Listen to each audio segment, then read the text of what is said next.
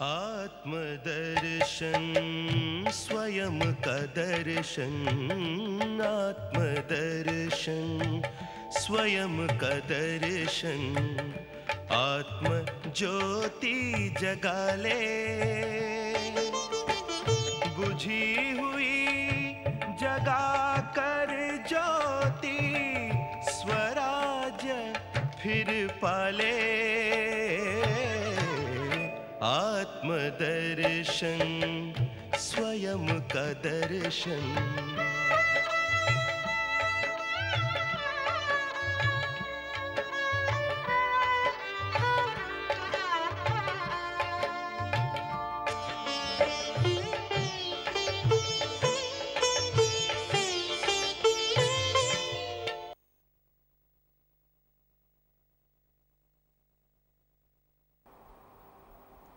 ओम शांति। मनुष्य जीवन की सुंदरता उसकी आर्ट ऑफ कम्युनिकेशन में है। जितनी ही इस आर्ट में वो प्रवीण होते हैं, उतने ही वो जिंदगी को अच्छी तरह से जी सकते हैं। अगर ये कम्युनिकेशन की आर्ट नहीं है तो हमारे जीवन में वो सुंदरता, वो रस भर नहीं सकते हैं।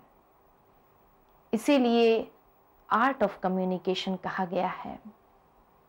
परंतु कम्युनिकेशन भी दो प्रकार के होते हैं। एक होता है डिस्कशन के रूप में और एक होता है डायलॉग के रूप में। डिस्कशन और डायलॉग का अर्थ क्या है? डिस्कशन शब्द एक लैटिन शब्द डिस्कस से लिया गया है और डिस्कस का मतलब है टू ब्रेक इनटू पीसेस, तोड़ देना। अक्सर करके हम ये तरीका ज़्यादा अपनाते हैं कि जहां हम एक दूसरे की बात को तुरंत काट देते या तोड़ देते हैं, या उसके भावार्थ को भी हम टुकड़े टुकड़े कर देते हैं। ये पद्धति आज के युग में अब धीरे धीरे मनुष्य की जागृति के हिसाब से लोग अब दूसरी पद्धति को अपनाना चाहते हैं, और वो है डायलॉग सिस्टम। डायलॉग का अर्थ हम कोई पिक्चर के डायलॉग की बात नहीं कर रहे हैं, लेकिन डायलॉग शब्द दो शब्द से आया है, डायलोगो, कि जिसका अर्थ है a flow of a meaning, कि जहां एक अर्थ भरी बातें हैं, जहां अर्थ एक दूसरे के पास से फ्लो हो रहा है, कि जिस बातों के अंदर तथ्य है, एक दूसरे की बात को काटते नहीं, लेकिन जहां तथ्य है। इसीलिए डायलॉग और डिस्कशन में अंतर क्या है? डिस्कशन जहां है वहां एक तो जैसे कहा टुकड़े कर देना, दूसरा जहां हमें अपनी बात से इतना ज्यादा लगाव है जिस कारण से हम उसको सर्वोच्च सिद्ध करना चाहते हैं। परंतु डायलॉग सिस्टम में अपने विचारों से डिटैच होकर के व्यक्ति बात करता है कि ये मेरे विचार है, अगर आपको स्वीकार हो तो आप ले सकते हैं। किसी के ऊपर इम्पोज नहीं करता है, और अक्सर करके वो विचार सभी को प्रिय भी लगते हैं क्योंकि वो इम्पोज नहीं किया गया है।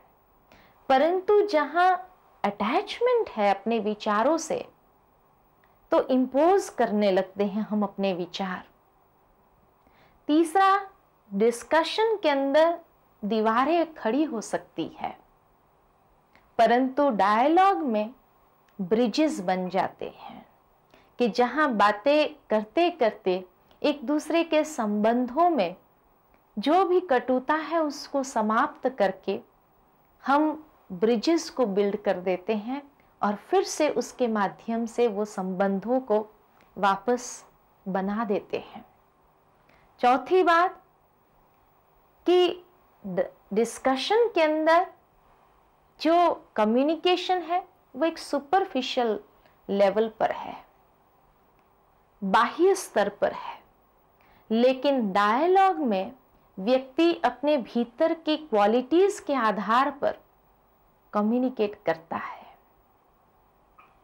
और पांचवी बात कि डिस्कशन के अंदर व्यक्ति अपने पूर्व धारणाओं से, पूर्व मान्यताओं से चिपक के रहता है, उससे दूर होना नहीं चाहता है। और अगर किसी ने कुछ कह भी दिया उस मान्यता के विषय में कि नहीं नहीं ये मान्यता अभी छोड़ देनी चाहिए, तो वहां उसको और ज्यादा गुस्सा आ सकता है। जबकि डायलॉग सिस्टम में व्यक्ति अपनी पूर्व धारणाओं को भी चैलेंज कर सकता है। वो पूर्व धारणाओं को लेकर के नहीं चलता है, लेकिन कहता है कि चलो और रूप से कोशिश करें, देखें कैसे संबंधों में हम आ सकते हैं। इसीलिए डायलॉग के 5 गोल्डन रूल्स है कि जहां व्यक्ति जो भी बातें करता है उसमें ऑनेस्टी है, ट्रुथफुलनेस है। दूसरी बात, वो किसी की भावनाओं को ठेस नहीं पहुंचाता है, दुख नहीं पहुंचाता है, इतना नॉन वायलेंट है। तीसरी बात कि वो कम से कम बातें एसेंसफुल करता है, फोकस्ड रहता है, यहाँ वहाँ की बातें करके जो तथ्य है उसको मिटा नहीं देता है, लेकिन वो तथ्य वाली बातें करता है। तो ब्रीफ होता है, कम शब्द में अधिक कह देता है। और चौथी बात कि वो दूसरे को भी जब सुनता है, दूसरे की बातों को भी जब स्वीकार करता है, तो अपने हृदय से सुनता है और स्वीकार करता है। और 5वां गोल्डन रूल है कि वो अपने पूर्व धारणाओं को मिटा भी सकता है। एक छोटी सी बात याद आती है कि एक बार कहीं पर एक व्यक्ति का हमेशा अपने मालिक के साथ कभी भी अच्छे संबंध नहीं होते थे। कोई ना कोई बातों को लेकर के आर्ग्यूमेंट हमेशा हो जाती थी। मालिक को उस बात का हमेशा डर रहता था, जब भी उसको देखता था आज जरूर कोई नई बात लेकर के आया होगा और आर्ग्यूमेंट करेगा। एक दिन वो आदमी उसे मिलने आया। वो मालिक ने उसको कह दिया कि आज मैं थोड़ा व्यस्त हूं, कल मिलूंगा। दूसरे दिन भी वो सुबह सुबह आ गया, तभी भी उसने कहा माफ करना, मैं आज नहीं मिल सकता हूं, मैं बहुत जल्दी में हूं, बाहर जा रहा हूं। चला गया। उसने कहा भी कि मुझे ज्यादा वक्त नहीं चाहिए आपका, बस 5 मिनट का काम है। परंतु किसी के द्वारा मालिक ने कहलवा दिया कि नहीं नहीं मुझे जाना है, बहुत जल्दी है, आज मुझे बाद में सुन लूंगा। तीसरे दिन से वो व्यक्ति 1 हफ्ते की छुट्टी पर चला गया। मालिक ने सोचा भी ये तीसरे दिन आया नहीं और छुट्टी पर चला गया, पता नहीं क्या बात है। 1 हफ्ते के बाद जब वापस आया तो उसको बुलाया, कहा उस दिन आप आए, हम बहुत व्यस्त थे, लेकिन क्या कहना है अभी आप बताइए। कहा नहीं, अब जो बात कहनी थी वो तो खत्म हो गई। कहा नहीं नहीं फिर भी बताइए आप। कहा नहीं मालिक, मेरी बेटी की शादी थी, उस शादी में मैं आपको इनविटेशन देने आया था। तो देखिए, जब व्यक्ति अपनी पूर्व धारणाओं को लेकर के चलता है कि जरूर ये नया कोई प्रॉब्लम लेकर के आया है, नई कोई डिस्कशन की बात करेगा और टाइम खराब करेगा, बर्बाद करेगा, ये जो उसकी पूर्व धारणा है वो हर जगह उपयुक्त नहीं हो सकती है। और समझो कि अगर वो उस समय उसको 5 मिनट का समय दे देता था और वो इनविटेशन को स्वीकार करके अगर 10 मिनट भी उसकी बेटी की शादी पर चला जाता था तो आगे उसके लिए संबंधों को ठीक करने का एक अवसर था। लेकिन क्योंकि वह नहीं गया और उसने समय भी नहीं दिया उसे मिलने का, तो बाद में उसके लिए कितनी परेशानी खड़ी हो सकती है। इसीलिए कम्युनिकेशन नेटवर्क में हमें यही बताया जाता है कि कई बार हम बातें बहुत करना चाहते हैं और इतनी अर्जेंट होती है, इतनी इंपॉर्टेंट होती है 100%, लेकिन जब करने का वक्त आता है तो हम 50% ही करते हैं, अधिक नहीं कर पाते हैं। आधी बातें दिमाग से निकल जाती है। तीसरी बात कि जब करना बहुत कुछ चाहते हैं, कहा 50% और सुनने की क्षमता थी 40%, 40% ही हमने सुना और 30% ही हमने समझा और 20% ही हमने अपने अंदर उसको समाया, 10% उसका उत्तर दिया, प्रत्युत्तर दिया, और जो कहा वो तो बहुत कम। जैसे मान लो मिसाल के रूप में, आज हमें कहीं जाना है, एक मित्र से हमने कहा कि आप जो है शाम को 5 बजे हमें फलानी जगह पर मिलना और वहां से फिर हम साथ जाएंगे। अब वो फ्रेंड को हमने वहां बुलाया, 5 बज गया, हम वहां पहुंच गए, इंतजार करते रहे, घड़ी में देखते रहे कितना बजा है, कितना बजा है, कितना बजा है, और वो फ्रेंड आया ही नहीं। उस समय मन के अंदर कितना गुस्सा चलता है। अब आने दो उसको, ये कहूंगा, ऐसा कहूंगा, वैसा कहूंगा, इतनी मेरा टाइम खराब किया, ये किया, अनेक प्रकार के विचार मन के अंदर आ जाते हैं।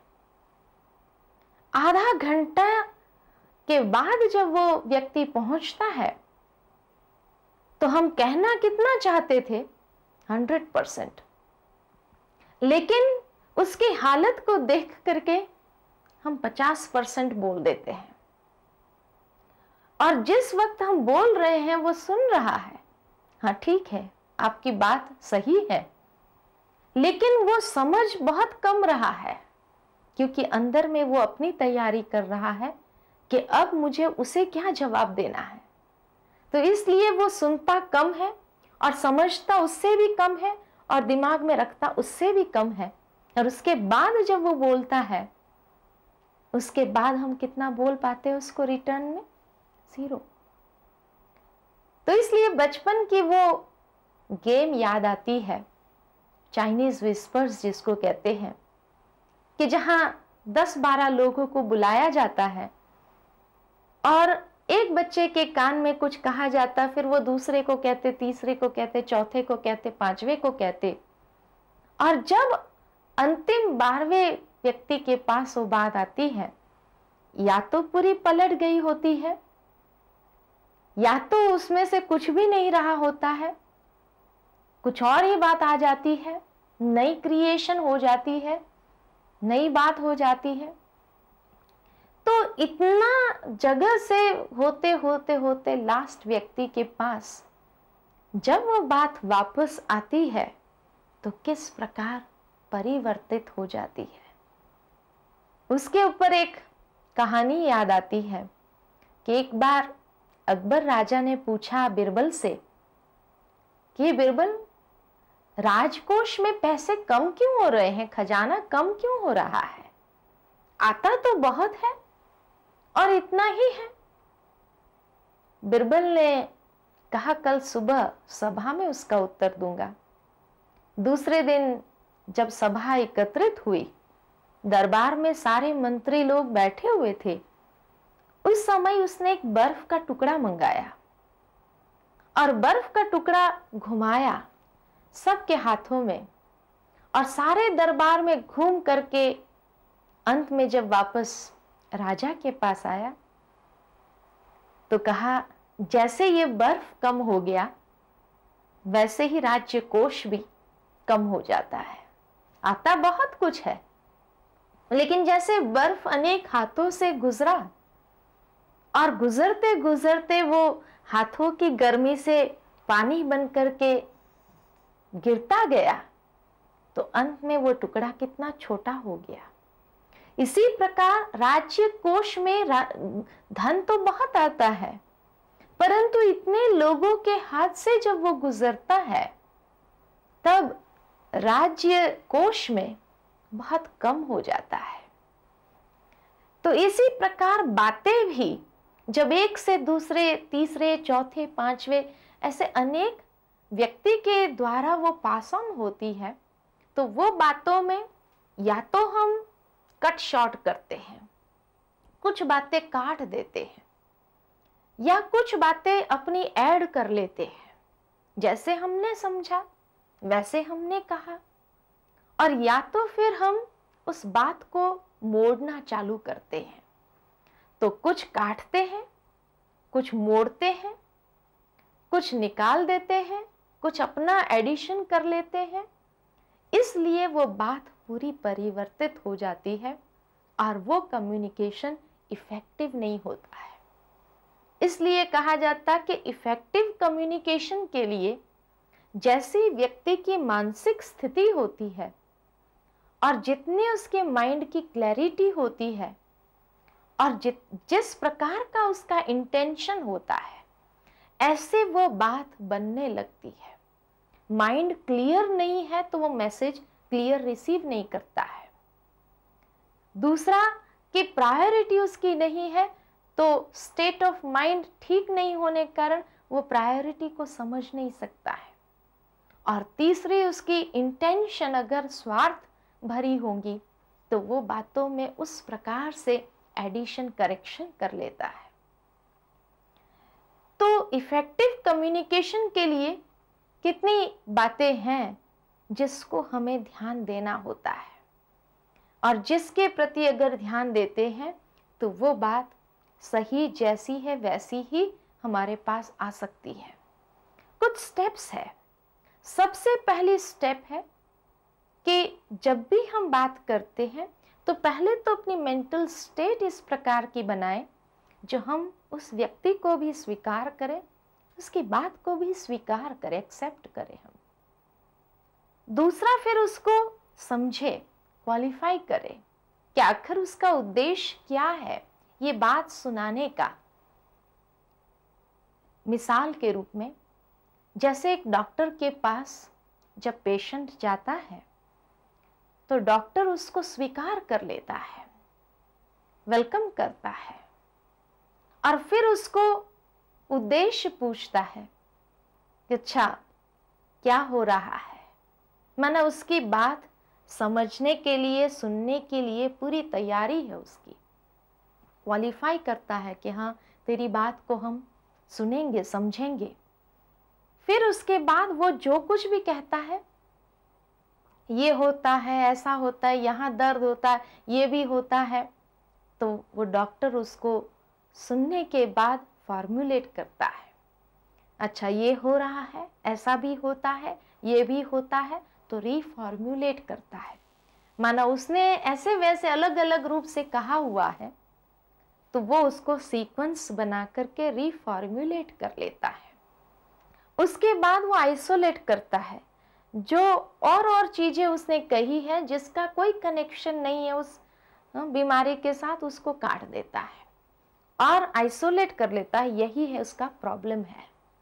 उसके बाद असर्टन करता है, फिर से पूछता है अच्छा तो ये मुख्य प्रॉब्लम है आपका, और उसके बाद उसको रिस्पॉन्ड करता है कि क्या उसको हुआ है, और फिर कंक्लूजन पर आता है कि ये हुआ है तो उसके लिए उसकी रेमेडी अभी क्या होगी, और वो कंक्लूजन माना निष्कर्ष निकाल करके फिर उसको आगे उस प्रकार की एडवाइस देता है।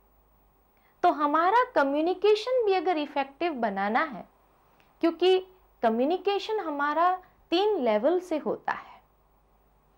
एक हमारा कम्युनिकेशन दूसरों के साथ होता है, एक कम्युनिकेशन स्वयं के साथ होता है, और तीसरा कम्युनिकेशन एक सुप्रीम अथॉरिटी के साथ होता है। ये 3 स्तर है कम्युनिकेशन के।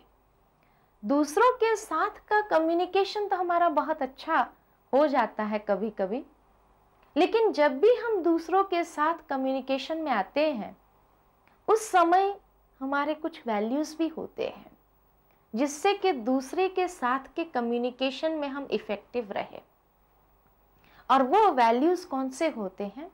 लव होता है, एक दूसरे को प्यार से बात करते हैं, रिस्पेक्ट होता है एक दूसरे की बातों के प्रति, प्रायोरिटी भी होती है, पॉजिटिविटी भी होती है कि नहीं ये जो बात कह रहे हैं ठीक है। तो रिस्पेक्ट, लव, पॉजिटिविटी, साथ ही साथ शांति से एक दूसरे के साथ धैर्यता से बातें करते हैं। अगर जल्दी जल्दी में व्यक्ति बातें करे तो वो बातों में मज़ा नहीं आता है। और जहाँ ज्ञान युक्त बातें हो, जहाँ बातों के अंदर कोई सार हो, तथ्य हो, तो ये कुछ वैल्यूज़ है कि जो वैल्यूज़ के माध्यम से हम दूसरों के साथ कम्युनिकेशन में आते हैं। परंतु इसी प्रकार क्या हम अपने आप से भी कम्युनिकेट करते हैं? दूसरों को तो हम समय देते हैं और इतने वैल्यूज़ के साथ हम उसके साथ कम्युनिकेशन में आते हैं, लेकिन इतनी ही वैल्यू हम अपने आप को देते हैं। आज हम अपनी अपॉइंटमेंट डायरी में अगर देखें तो सारा समय हमारी अपॉइंटमेंट्स दूसरों के साथ होती है, लेकिन अपनी अपॉइंटमेंट डायरी में कभी हमने अपने आप को अपॉइंटमेंट दी है? जब अपने आप के साथ अपॉइंटमेंट हमारी है ही नहीं, तो फिर किस प्रकार हम दूसरों के साथ भी वो बेहतर कम्युनिकेशन कर सकते हैं? क्योंकि दूसरों के साथ का भी आधार तो स्वयं है, करने वाले तो हम हैं ना। तो करने वाले हम कौन है? जिस प्रकार एक कहानी याद आती है कि एक बार एक रिसर्चर रिसर्च करने निकला और पेरिस गया, वहां एफिल टावर का रिसर्च करना था उसको। सोचा किससे पूछूं अब इस एफिल टावर के विषय में। एक व्यक्ति उस टावर के नीचे बैठा था और उसने देखा कि 2-3 दिन से लगातार वो आता था और उस टावर के नीचे बैठता था। उसके पास जाकर के उसने कहा कि मैं आपसे कुछ पूछना चाहता हूँ ये एफिल टावर के विषय में, क्योंकि 2-3 दिन से मैं देखता हूँ आप रोज यहाँ आकर के कुछ लिखते हैं, कुछ पढ़ते हैं, तो इसलिए शायद आपको ये एफिल टावर बहुत पसंद होगा। कहा नहीं, मुझे पसंद नहीं है। तो उसको आश्चर्य लगा, पसंद नहीं है फिर भी नीचे बैठे हैं?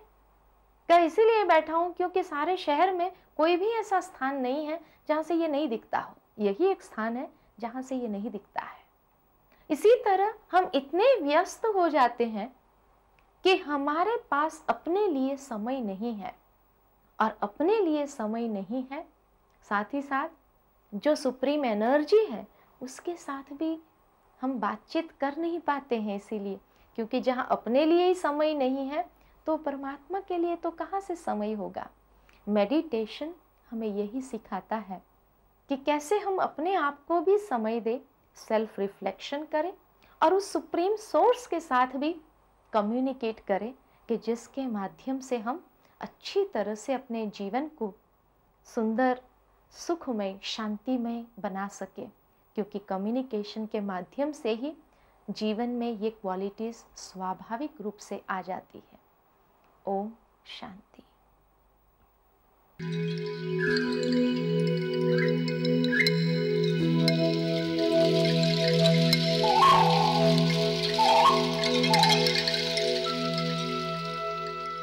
जीवन की चुनौतियों का सामना करना इतना मुश्किल क्यों है? क्या आप अक्सर जीवन के प्रति उदासीन हो जाते हैं? आप अपने मन का उसकी पूरी क्षमताओं के साथ प्रयोग करते हैं? 70% से अधिक रोगों का कारण मानसिक तनाव है। तो आइए अच्छे स्वास्थ्य के लिए राजयोग द्वारा अपने मन को स्वस्थ बनाएं।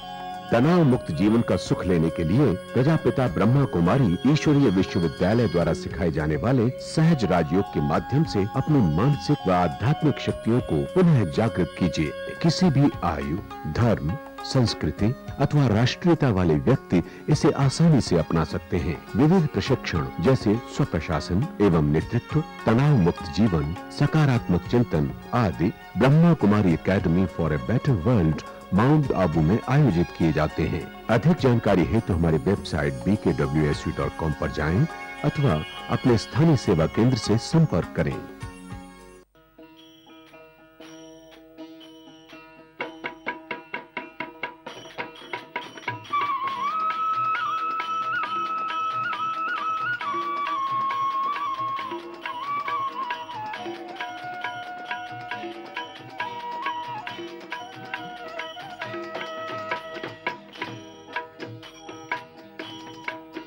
हे तन का तो मोहन कीजे रे मानवा, एक दिन माटी में मिल जाए।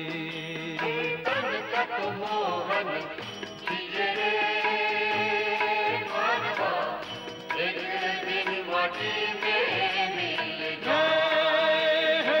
संग जैसा रंग लगे खोटे कर्म ना हो जाए। हे मनवा एक दिन माटी में मिल जाए। तन का तो मोहन कीजे रे मानवा, एक दिन माटी में मिल जाए।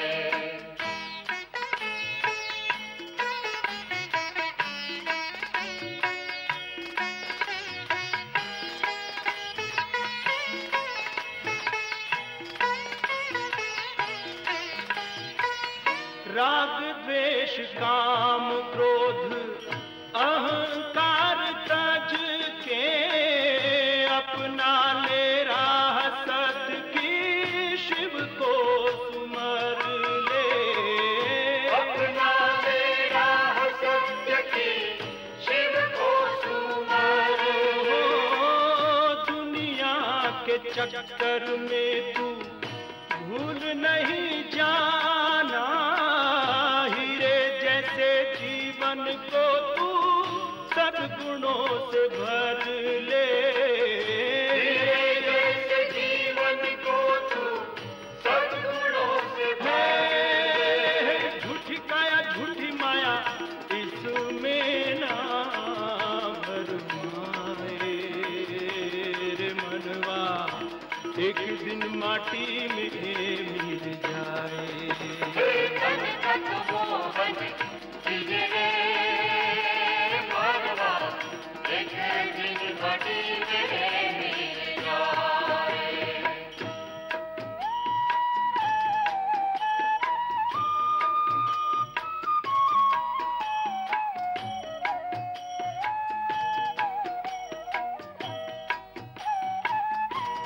हो तेरी मेरी छोड़ रे मनवा, करेगा तो पाएगा। पुण्य की रे गठरी बांधो, नहीं तो पछताएगा।